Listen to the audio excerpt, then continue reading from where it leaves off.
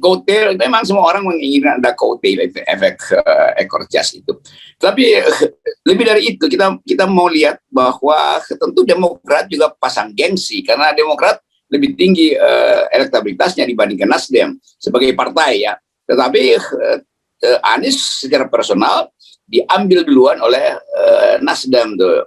Kan kesulitan Demokrat, nggak mungkin dia bilang dia duluan tuh, karena ada AHY yang pimpinan partai. Tapi itu akan bisa diselesaikan nanti jam 9 oleh dua anak muda ini yang punya kemampuan untuk negosiasi secara rasional. Kira-kira begitu tuh. Dan kalau itu terjadi, itu udah selesai, pemilu udah selesai sebetulnya kan. Kalau Anies bilang saya bersama AHY, itu pemilu udah selesai tuh. Ya kan Pak SBY pasti turun gunung, PKS pasti akan dukung, dan semua orang merasa udah kita aklamasi aja. Ya. Dan sepertinya seperti kita perkirakan kemarin, ini efek bola saljunya sudah pasti akan terjadi. Kemarin kita singgung soal Akbar Tanjung, tapi kemudian ini kan dari Golkar. Kemudian Ahmad Ali mengaku dia majelis PAN itu juga sudah mendukung. Saya nggak tahu apa majelis PAN yang dimaksud. Tapi yang kemudian yang saya tahu juga, ini kan ada satu tim juga, tim penyelamat P3. Kan di luar P3 yang ada sekarang ada tim penyelamat juga. Siapa lupa namanya, kalau nggak salah itu Forum Ka'bah Mandiri atau apa begitu, saya lupa namanya. Itu juga saya mendengar kabarnya mereka akan segera mendeklarasikan untuk mendukung Anies. Dan saya kira ini otomatis pasti konstituen akan bersama mereka juga gitu. Iya, tadi saya dapat info itu dari FKM namanya, Forum Ka'bah Membangun. Forum Ka'bah Membangun. Oh, membangun, Forum Ka'bah Membangun. Ini ya eksponen P3 semua ini ya? Ada orang-orang pinter di situ yang biasanya memang kalangan P3 ada yang teguh pada pendirian untuk beroposisi. Jadi bagus juga ada FKM, Forum Ka'bah Membangun, yang mau mendeklarasikan Anies. Tapi ini bukan sekedar soal deklarasi, tapi menguji apakah peristiwa di P3 itu masuk akal apa enggak, kira-kira begitu kan. Tapi lagi-lagi, kalau kita bayangkan misalnya Anies ketemu Demokrat, lalu kemudian ketemu Partai Golkar. Jadi semacam reuni Golkar aja kan. Kan Nasdem dari Golkar, Demokrat juga dari Golkar. Golkar sekarang juga tokoh-tokohnya mendukung Anies. Ya udah, anggap aja ini reuni Golkar. Tapi bukan reuni Orde Baru ya, ini bahaya. Reuni Golkar baru, itu kata dulu Pak Akbar Tanjung. Iya.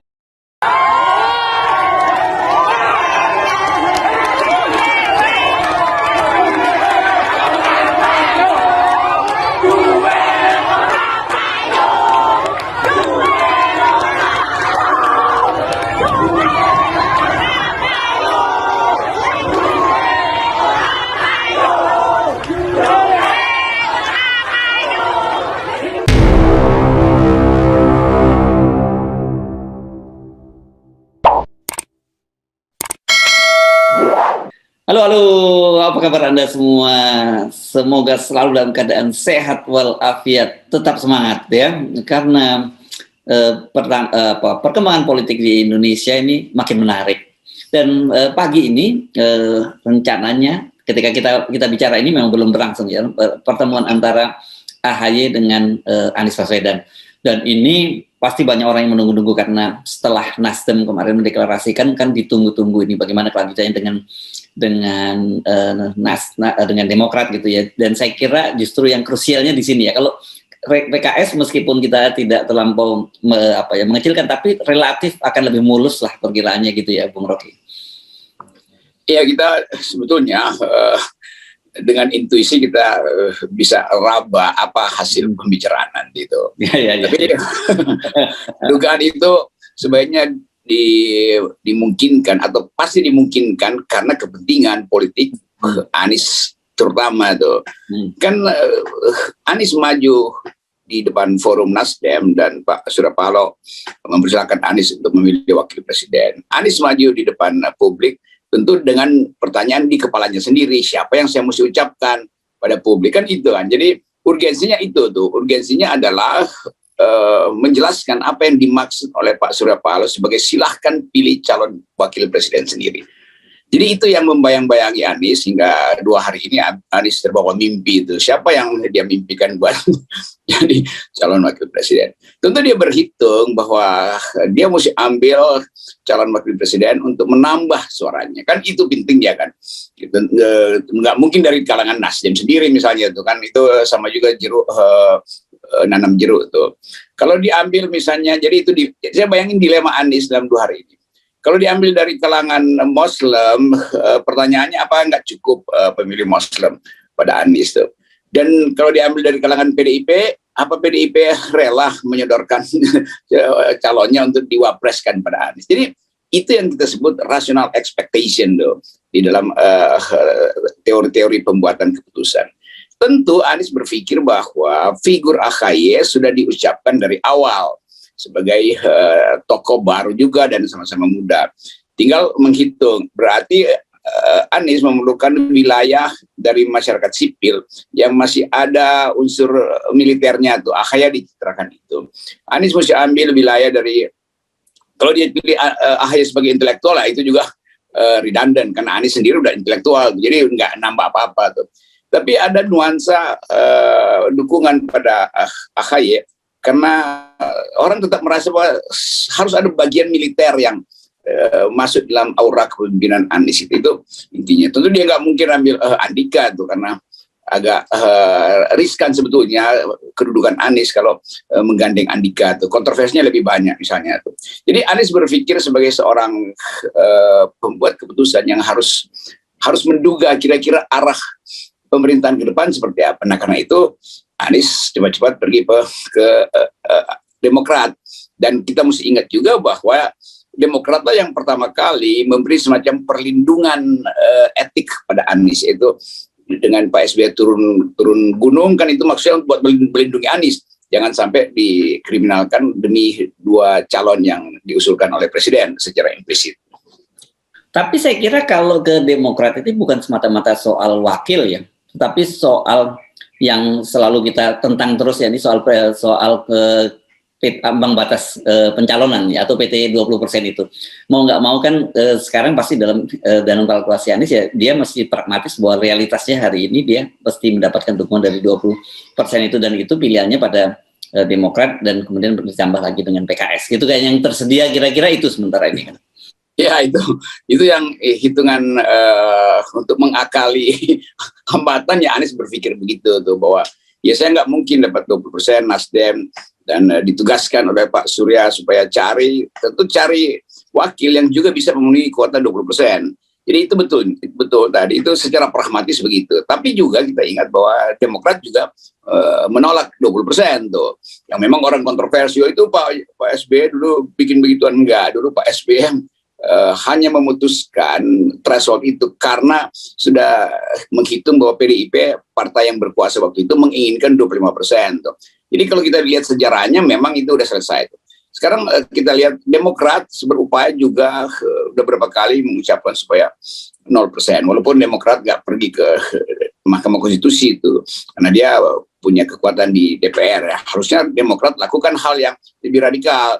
Itu bubarkan aja fraksinya kalau misalnya DPR tidak meminta judicial review sebagai lembaga kan saya selalu membayangkan kalau Demokrat misalnya bilang kami akan berpartner dengan Anies tetapi dengan konsekuensi bahwa harus 0%, kalau nggak 0% kami bubarkan fraksi kami, dan bubarkan aja kan sebentar lagi pemilu kan, bikin fraksi baru, membubarkan Demokrat, fraksinya dibubarkan di DPR, itu akan diikuti oleh Nasdem juga bilang begitu. Jadi semua fraksi Anies yang akan jadi gampang begini, semua fraksi di DPR yang mendukung Anies sebaiknya bubarkan fraksinya. Itu akan jadi gempa bumi politik dan itu langsung naik suara partai-partai itu. Kan tinggal nunggu 1 tahun lagi kan ada fraksi baru dengan elektabilitas tinggi itu. Jadi ini usulan bukan usulan liar, usulan radikal saya tuh. Jadi balik lagi pada tadi karena kita mau siksa mengatasi, bukan kita, mereka mau siksa mengatasi barrier to entry yang 20% tuh. Dan PKS juga kemarin mengajukan dia tidak 0%, tapi dia minta 7%, 7 atau 9%, tapi juga ditolak juga kan begitu. Iya, justru PKS lebih mudah sebetulnya, kan udah ditolak, dia bubarin aja fraksinya kan. Kan sebetulnya yang kita sebut sebagai pemberontakan etis di situ tuh, kami membubarkan karena pemilu akan bersifat curang. Nah, karena bersifat curang maka kami nggak mau ikut. Tapi nanti juga dia ikut karena akan terjadi ini cuma desain kecil aja supaya ada gimmick. Jadi poin saya selalu Anies ada kesulitan. Dia mewakili masyarakat sipil yang ingin Anies itu tegakkan etika politik. Saya mendorong Anies buat tegakkan etika politik. Tetapi secara deskriptif, secara realitas Anies nggak mungkin kalau nggak melewati 20%. Kan itu kan. Jadi nanti kita kasih pembenaran pragmatis, tapi harus dengan jelas bahwa Anies terpaksa melakukan koalisi demi mensiasati 20%. Baru kemudian diterangkan nanti dalam konferensi pers kenapa dengan Demokrat, kenapa dengan PKS. PKS dan Demokrat menghendaki 0%, tapi gagal di Mahkamah Konstitusi. Karena itu dua partai itu berhak untuk melakukan tindakan moral, yaitu membubarkan fraksinya tuh. Ini proposal saya yang akan saya paksakan sebetulnya. Oke, tapi jangan dipikir bahwa persoalan Wapres ini soal yang mudah ya.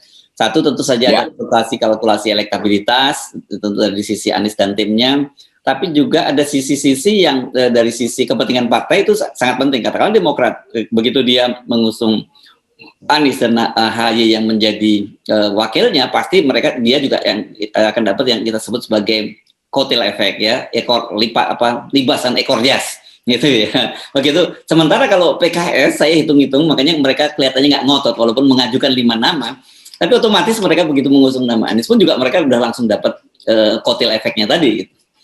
Ya mungkin sementara bukan cocktail tapi cocktail, jadi efek efek pestanya dulu. Campur sama koktailnya dulu, campur. Ya, dan dicampur jadi koktail.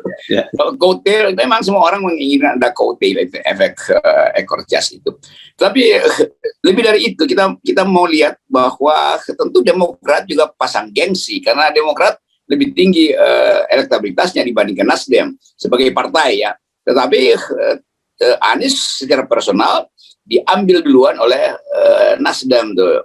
Kan kesulitan Demokrat nggak mungkin dia bilang dia duluan tuh karena ada AHY yang pimpinan partai. Tapi itu akan bisa diselesaikan nanti jam 9 oleh dua anak muda ini yang punya kemampuan untuk negosiasi secara rasional. Kira-kira begitu tuh.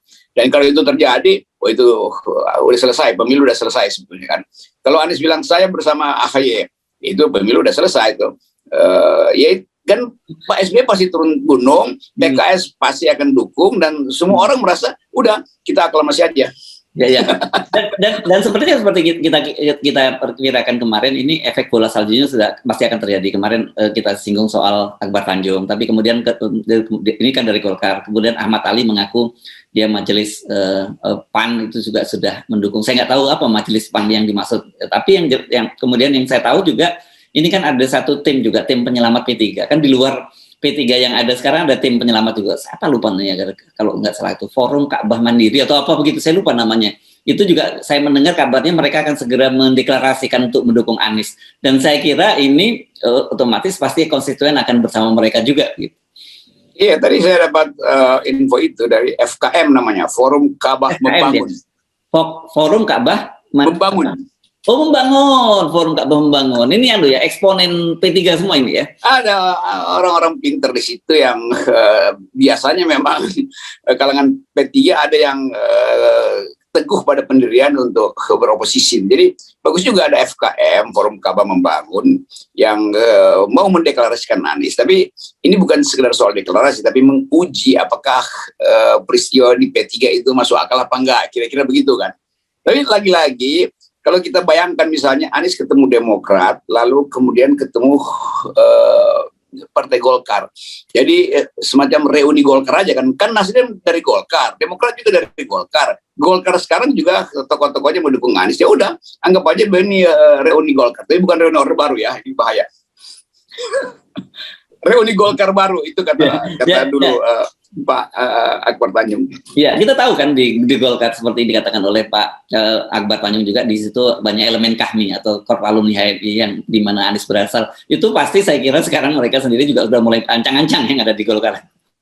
Ya, jaringan Anies sebetulnya udah terbentuk kan. Ada yang udah otentik ya, HMI, kahmi segala macam.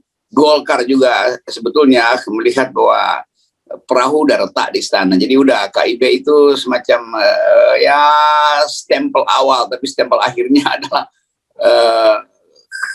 KAB, dari KIB ke AB, Koalisi Anies Baswedan.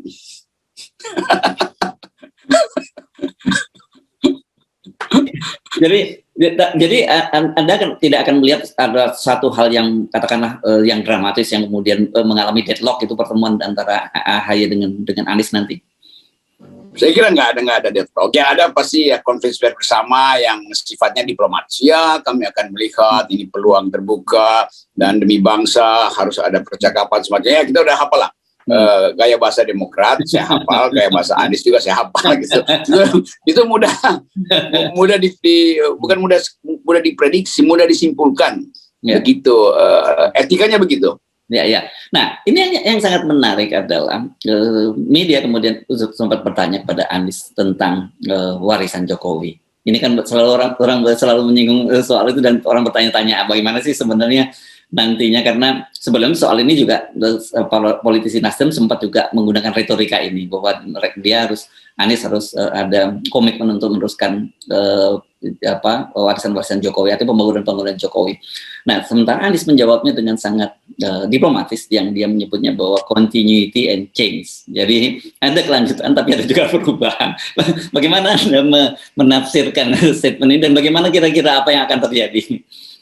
Itu istilah dulu yang dibuat dalam comparative politics, ilmu perbandingan politik, yang menganggap bahwa di dalam rejim-rejim otoritarian terpaksa nggak boleh ada revolusi, harus ada continuity and change. Ada yang tetap, ada yang bersambung, tapi ada yang berubah tuh. Tinggal Anies bilang, iya saya bilang continuity and change, tapi continuity-nya 0,1%, change-nya 99,9%, kan gampang. Jadi kita terpaksa mesti duga itu. Karena Anies nggak mungkin bilang saya akan batalkan, ya nggak mungkin juga. Ada hal-hal bagus yang ditinggalkan oleh Pak Jokowi pas itu, tapi mungkin dalam presentasinya continuity-nya tinggal segitu, 0, yang lebih adalah keinginan Anies untuk memperlihatkan bahwa ada kontras, terutama kontras etis gitu dalam pemerintahan tuh. Jadi sebetulnya kalau soal continuity-nya ya jalan tol yang udah tinggal 10 meter ya terusin aja kan, masa dihentikan tuh. Jadi begitu IKN yang belum dimulai ya sebaiknya dihentikan kan, mumpung belum dimulai kan. Jadi begitu cara melihat paradigma continuity and change. Oke, ini diplomasi. Saya kira mungkin nanti akan lebih tegas lagi kalau dia sudah masuk ke pemilu ya, sudah resmi diusung oleh presiden. Saya kira dia akan pemilu jelas, dan kita jadi teringatkan apa yang terjadi di Jakarta pada waktu soal reklamasi. Ya, reklamasi itu kan itu bagian itu warisan Jokowi juga yang kemudian dengan tegas Anies dan Sandi pada waktu itu berani membatalkan. Walaupun sekarang pertempuran hukumnya juga menyebabkan banyak juga yang berhasil menggagalkan program Anies di situ. Kayak kita lihat kalau Anies lagi bicara, lihat di belakang kepalanya tuh lagi berpikir apa dia. Matanya Anies lagi melirik ke mana tuh kalau dia mengucapkan hal-hal yang menyangkut perbandingan dengan Pak Jokowi. Tapi sekali lagi sebagai politisi tentu Anies tahu cara memilih kalimat, dan itu ya hal yang kita rayakan aja kan. Setiap leader itu dia tahu gimmick yang tepat gitu. Dan bagi publik tentu tahu bahwa Anies terpaksa mesti bilang begitu tuh kan, itu bahasa basinya tuh. Mereka yang mengerti politik tahu apa sebetulnya arah Anies. Buat saya nggak ada basa-basi, dia pasti akan lakukan hal yang terbalik. Sebab sedikit aja Anies kasih kesan bahwa dia continuity lebih penting, wah udah elektabilitasnya discontinue nanti.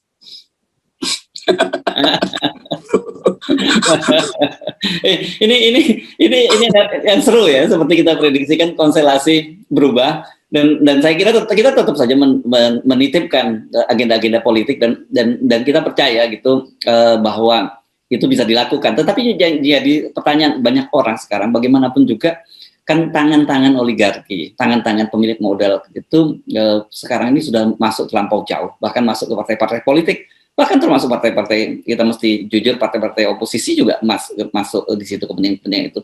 Apakah kita bisa berharap terlalu banyak dalam situasi politik semacam itu, katakanlah walaupun figurnya itu diceritakan bukan bagian dari oligarki seperti Anies? Nah, bagian itu yang saya juga lakukan kalkulasi. Kalau terpaksa ada kebutuhan politik, itu pertanyaan etisnya kembali pada Anies. Karena Anies nggak ada modal politik yang bisa sekuat Pak Prabowo misalnya. Kalau Pak Prabowo pasti nggak pakai money politics karena dia sendiri secara politis kuat, secara monetary juga kuat kan, jadi nggak bakal ada money politics. Tapi Anies rentan karena Anies tuh miskin, itu gampangnya tuh. Demokrat juga begitu kan. Demokrat bukan partai yang mewah sebetulnya tuh, dan masih banyak orang yang melihat Demokrat dulu banyak yang ditangkap korupsi. Tentu Demokrat hati-hati dalam soal itu tuh. Nah, elektabilitas Demokrat naik justru karena kepemimpinan AHY, bukan karena kasakusuk uang tuh. Demikian juga PKS. PKS juga bahkan mewajibkan setiap orang untuk membiayai dirinya sendiri. Jadi ini kesulitannya, yaitu dasar sumbangannya apa nanti. Lain kalau kita udah punya semacam undang-undang pembiayaan partai politik, nah itu lebih terbuka. Jadi tetap keperluan kita, FNN saya terutama, memantau apakah Anies masuk dalam jebakan money politics. Kalau itu ya udah, kita bye-bye juga, pada kita discontinue pada Anies, walaupun dia mau continue to and change. Tapi kemarin kita singgung ya, ada suatu peristiwa di Jawa Tengah yang kepala desa itu, yang kepala desa katanya ini sepupunya Gus Mahasin atau siapa namanya, dan dia memenangkan pilkades, bukan pilkada ya, ini melawan politik uang, dan kemudian rakyat merayakan dengan duit orang payu, duit orang payu. Coba kita tonton sebentar ya, videonya ini menarik ini, Bung. Oke.